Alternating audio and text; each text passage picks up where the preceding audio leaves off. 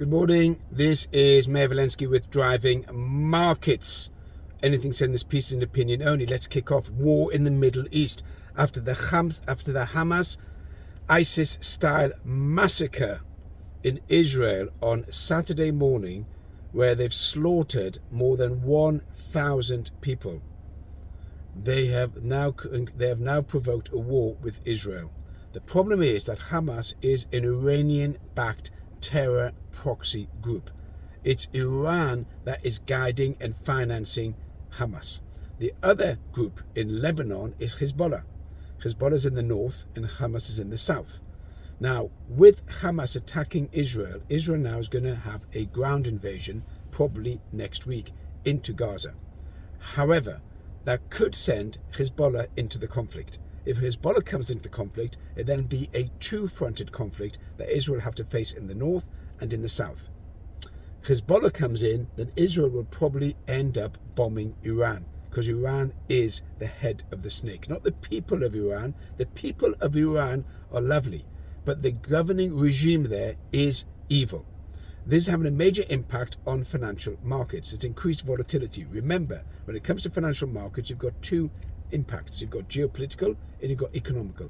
Up until now, the economic one has been the overriding issue. However, as this war develops and could project into other jurisdictions like Lebanon, like Iran or Syria, then you're going to have an impact on gold, which is going to go up as a safe haven. It already has gone up. And you can have oil impacted because Middle East is oil producing countries. And oil would then, if there is war with Iran, then oil would jump up to about $120, $130 a barrel. That will then have an impact or effect on inflation. We've already seen that inflation is creeping up over the last few months, and that's only because oil has gone up economically, not geopolitically. If oil goes up geopolitically, then that's going to have a further impact on inflation.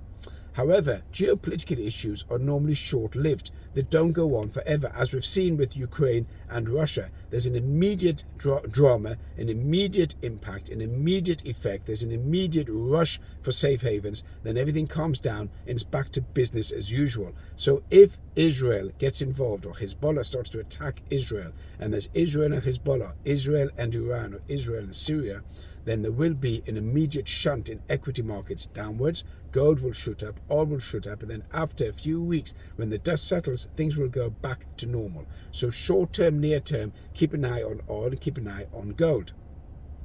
That is going to have a major effect, obviously, on your trading and how the outlook is. Now, moving on to other economic numbers, you've got CPI and PPI coming out. CPI, Consumer Price Index, PPI, Producer Price Index. CPI is retail inflation, PPI is manufacturing inflation. Both look to move higher in the US. Also on Wednesday, you've got the release of the US FOMC Fed minutes from the last meeting, showing and indicating which direction interest rates will be going in the US. I suspect there's one more rate rise as far as the US is concerned in 2023, and maybe two more in 2024, and that'll be the end of interest rates as far as the US is concerned. What impact that'll have on the economy, wait to see, but it will cause a major slowdown. There'll be more layoffs, unemployment will rise, and you will have an impact obviously on property prices, commercial, residential and rentals, which all will move south. This is Mayor Valensky with Driving Markets. You can comment, share, also you can join me on Instagram. Have a great day. Be safe.